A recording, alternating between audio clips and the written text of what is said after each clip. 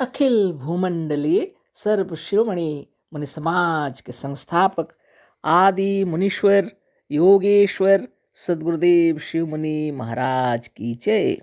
उपस्थित मुनि वृंद, साधु सज्जन वृंद, संत वृंद, साधक वृंद, आध्यात्म ज्ञान के जिज्ञासुओं और प्रेमियों, सभी श्रोता वृंद, आप सबको मेरा कोटिशः नमन, सप्रेम जय जीव।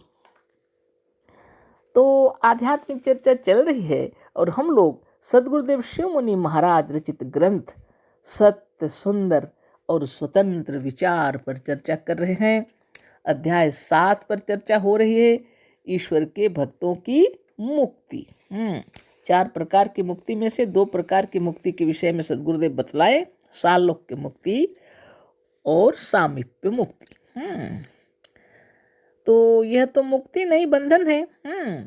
बिना आत्मज्ञान के मनुष्य सुखी नहीं हो सकता है ना। अच्छा, तो 2 लाइन उसको पढ़ लेते हैं और आगे हम लोग पढ़ेंगे।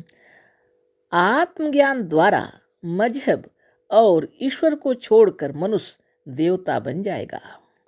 इन काल्पनिक बातों को यदि मनुष्य छोड़ दे तो वह सचमुच मनुष्य से ईश्वर बन जाए, अर्थात मनुष्य में दया और सच्चाई आदि वही सद्गुण आ जाए जो कल्पना करके ईश्वर में माने जाते हैं, है ना।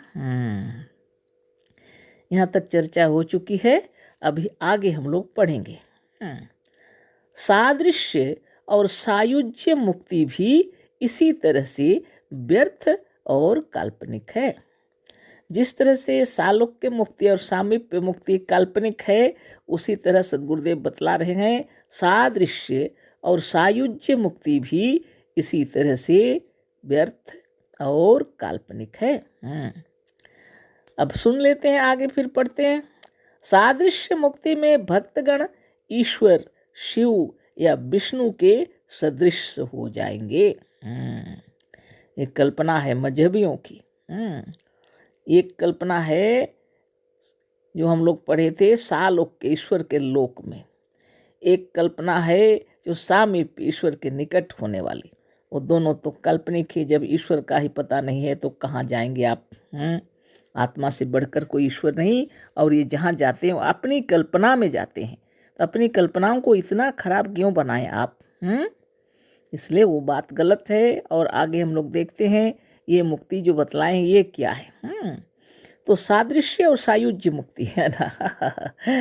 सादृश्य मुक्ति में भक्तगण ईश्वर शिव या विष्णु के सदृश हो जाएंगे। भक्तगण ऐसी कल्पना किए हैं, ये जब मुक्त होंगे तो ईश्वर के सदृश उसके जैसे दिखेंगे सब, है ना। सदृश होना और भी दुखदाई है। ईश्वर के सदृश होना सदगुरुदेव कह रहे हैं और भी दुखदाई है। सदृश हो जाएंगे पर वह नहीं होंगे। अब सदृश तो हो जाएंगे, लेकिन अब वह तो नहीं होंगे ना। ईश्वर के सदृश हो जाएंगे पर ईश्वर तो नहीं होंगे। आप केवल उनके जैसे दिखेंगे, है ना। किसी के सदृश होना दूसरी बात है और वही हो जाना दूसरी बात है। किसी के सदृश होना दूसरी बात है और वही हो जाना दूसरी बात है। आप ईश्वर के समान दिखेंगे वो दूसरी बात है, और स्वयं ईश्वर हो जाएंगे वो दूसरी बात है। बताइए, आगे देखते हैं, है ना।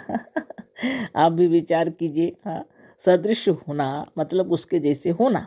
शिव के जैसे दिखेंगे कि राम के जैसे दिखेंगे कि भगवान विष्णु जैसे दिखेंगे, ईश्वर हैं बोल के, ये गलत बात है। वो होना अलग है और दिखना अलग है ना। जो दिख रहे हैं वो दिख रहे हैं उसके जैसे, लेकिन वास्तव में हुई हैं तो अलग बात है। अब देखते हैं, ये तो और ही दुखदाई बताए सदगुरुदेव, है ना। किसी के सदृश होना दूसरी बात है और वही हो जाना दूसरी बात है। यह मुक्त पुरुष ईश्वर के सदृश होकर भी ईश्वर नहीं होगा। यह मुक्त पुरुष जो है ईश्वर के सदृश होते हुए भी ईश्वर नहीं होगा। यह सादृश्य मुक्ति वाला ईश्वर की तरह सृष्टि नहीं बना सकेगा। इस सादृश्य तो हो गया, ईश्वर के जैसा दिखेगा, लेकिन यह सादृश्य मुक्ति वाला ईश्वर की तरह सृष्टि नहीं बना सकेगा। सारे संसार पर अधिकार भी नहीं कर सकेगा। कैसे करेगा? वो तो सिर्फ दिख रहा है ईश्वर के जैसे, उसके समान वो कुछ नहीं कर सकता। ना वह सृष्टि कर सकता है, ना सारे संसार पर अधिकार कर सकता है, कुछ नहीं। ईश्वर की तरह से सर्वशक्तिमान, सर्वज्ञ और सर्वव्यापक भी नहीं होगा। ईश्वर की तरह से सर्वशक्तिमान भी नहीं होगा, सर्वज्ञ भी नहीं होगा, सर्वव्यापक भी नहीं होगा, केवल दिखेगा सिर्फ ईश्वर के जैसे। है ना अचंभे की बात। और इसको कहते हैं मोक्ष। बताइए, उसके लिए इतना तपस्या कर रहे हैं, है ना, कि ईश्वर जैसे दिखेंगे। वाह, क्या बात है। यदि ऐसा हो तब तो एक ही जगह अनेक ईश्वर हो जाएंगे। अगर ऐसा हुआ तो एक ही जगह बहुत सारे ईश्वर हो जाएंगे। जितने वहाँ जाएंगे सब ईश्वर जैसे दिखेंगे। जितने उस मोक्ष की अवस्था में जो जो पहुँचेंगे सब ईश्वर के जैसे दिखेंगे। तो अनेक ईश्वर हुए कि नहीं हुए? फिर उनमें अपने अपने अधिकारों के लिए झगड़ा भी होगा। अब ये हुआ गड़बड़। अब वो जब पहुंच जाएंगे ईश्वर जैसे दिखेंगे, बहुत से लोग होंगे वहाँ, तब आपस में अपने अपने अधिकारों के लिए झगड़ा भी होगा। एक ही जंगल में अनेक सिंह और गजराज नहीं रह सकते। एक ही जंगल में अनेक सिंह और गजराज नहीं रह सकते। एक ही राज में दो सम्राट नहीं हो सकते। एक ही राज में दो सम्राट कैसे हो सकते हैं? बस इससे सिद्ध है कि ईश्वर के सदृश होकर भी ईश्वर नहीं होंगे। सद्गुरुदेव प्रमाणित करके बता दिए कि इससे यह सिद्ध होता है ईश्वर के सदृश होकर भी ईश्वर नहीं होंगे, अथवा यह कहिए कि सचमुच ईश्वर के सदृश भी नहीं होंगे, या तो यूं ही कह लीजिए कि सचमुच ईश्वर के सदृश भी नहीं होंगे। ना वह शक्ति रहेगी, ना वह बल रहेगा, और ना वह ज्ञान रहेगा। केवल दिखने में ईश्वर, कार्यक्रम कुछ नहीं। ना वह शक्ति रहेगी, ना वह बल रहेगा, और ना ज्ञान रहेगा। फिर यह सादृश्य कैसा? फिर यह सादृश्य कैसा? यह सादृश्य तो वैसा ही है जैसे असली शेर और नकली शेर। यह सादृश्य तो वैसे ही है जैसे कि एक असली शेर है और एक नकली शेर। मिट्टी या काठ का बना हुआ शेर है ना। अब बताइए, इस मिट्टी के नकली शेर से तो असली गिदड़ ही अच्छा है। धन्य धन्य सद्गुरुदेव शिवमुनि महाराज की जय। इस नकली शेर की अपेक्षा तो असली वाला गिदड़ ही अच्छा है। कौन बनेगा ऐसा ईश्वर के जैसा दिखने में सिर्फ?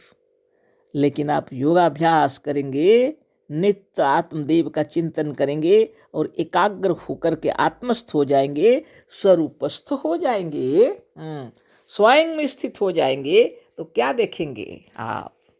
सकल सृष्टि के बनाने वाले आप हैं। सृष्टिकर्ता स्वयं आप हैं। अखिल विश्व ब्रह्मांड चलायमान हो रहा है सब आपके इशारे पर, है ना। एक समष्टि आत्मा और एक व्यष्टि आत्मा है। समष्टि आत्माओं के इशारे से सारा अखिल विश्व ब्रह्मांड चलायमान हो रहा है, और व्यष्टि आत्मा से स्वप्न की संसार की रचना हो रही है। इस व्यष्टि आत्मा के अंतर्गत अपने आप के अंदर शुभ चिंतन, शुभ विचार हमेशा रखिए। आप ब्रह्म के भी ब्रह्म हैं, आप साक्षात शिव हैं, आप साक्षात विष्णु हैं, आप साक्षात ब्रह्मा हैं, नकली नहीं असली।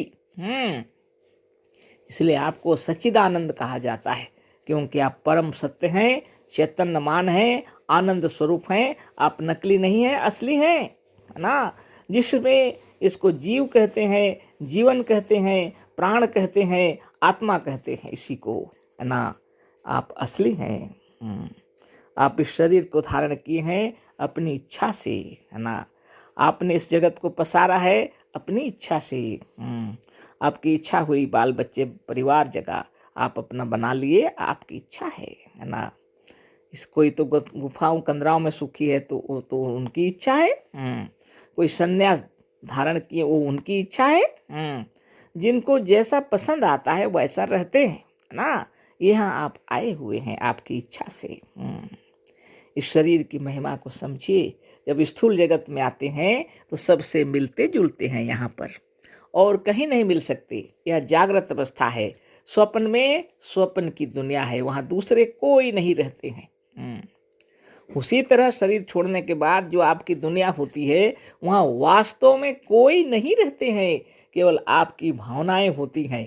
और जमराज जमदूत सब वही आत्मदेव बने होते हैं। तो आप आज से सोच विचार कीजिए, आप अपने को ध्यान मगन करके रखिए कि आप ब्रह्म हैं, साक्षात ईश्वर हैं। आप कुछ भी गलत नहीं हैं, आप स्वयं साक्षात ईश्वर हैं।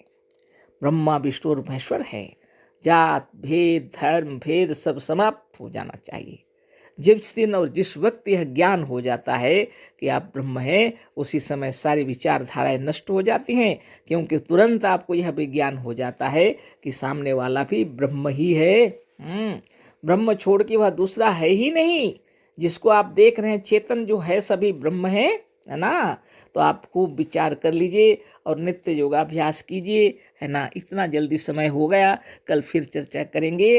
अशेष धन्यवाद, कोटिशः नमन, सप्रेम जय जीव। सद्गुरुदेव शिव मुनि महाराज की जय।